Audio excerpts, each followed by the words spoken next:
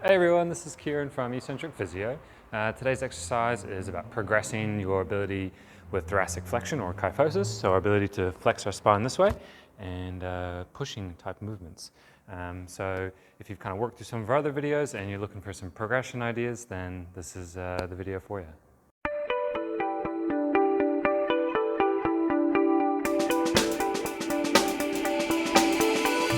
So some concepts that we've talked about in some of our other videos, not particularly just in the thoracic spine, but different areas of the body, and these principles kind of carry through just in rehab.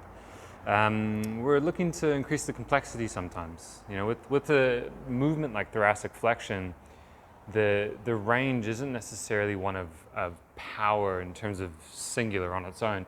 It's associated with pushing and creating power, but the movement itself isn't a thing that has, say for example, long lever arms. So there's not a great degree of range to create power over.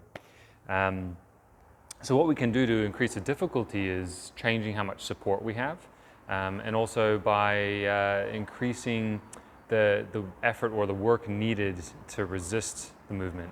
And we can do that with positioning our body in different ways. So just to keep things fairly simple, say you've been working on our quadruped, and you've had that, maybe the band around your back, your shoulder blades, and you've been pushing up and away while keeping some other good cues of like your ribs down. So we're not flexing into our lower back, which would be lumbar flexion. You're keeping a little bit of extension, and then we're not extending through our upper spine. We're creating a ribs down movement. This part is tucking in. Okay, so you've gone past that. So if we can get you into there and really protract and your head's free to move, it's not like you're creating neck tension to assist with that movement. Okay, well, how do we progress? So we could maybe add a stronger band. That's one option. Or what we could do is start scooting the knees back. And we get into kind of like a tall kneeling plank type position. And that subtle difference of here to here creates a lot more effort through our abdominal muscles. And it just means we have to resist us falling down like this. So the cues here would be to have good pressure through the knees, as in try not to bias one side or the other. So if I'm in this way, I'm not shifting to one side. And then you really just want to make sure that you're pushing the earth away from you. Really think about pushing, creating flexion through the spine. It's not that you need to hang out in max flexion for most of the movements that you do, but we're having that capacity, creating this end range control so that if we do need it, it's available.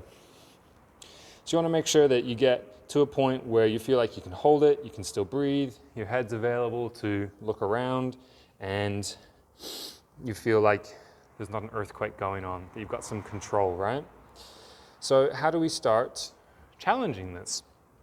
Okay, we've progressed, we've made a little bit more difficulty with the lever arms. So now what we can do is take away some support.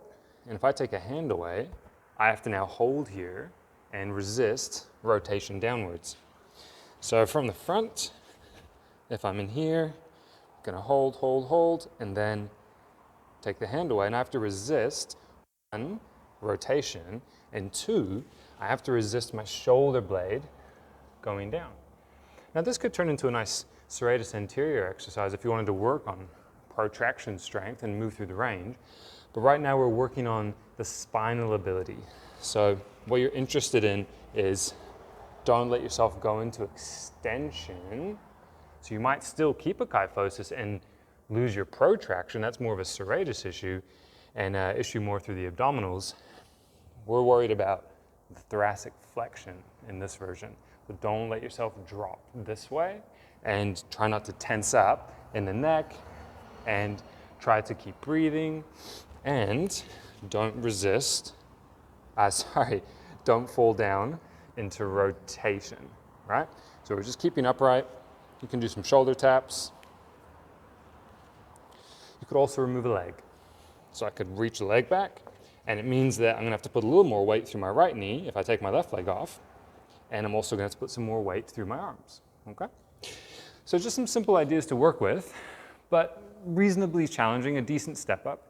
particularly for those that need this. If it feels like it's an easy progression, then maybe you don't need this and you work on something else. So have a play with that. And when you're ready after this, you might move into some more of our pushing-based exercises. If you like this video, then please hit like below. Otherwise, to check out more of our content in the future, you can subscribe to our channel by clicking our logo over here. And to check out our latest video, click up here.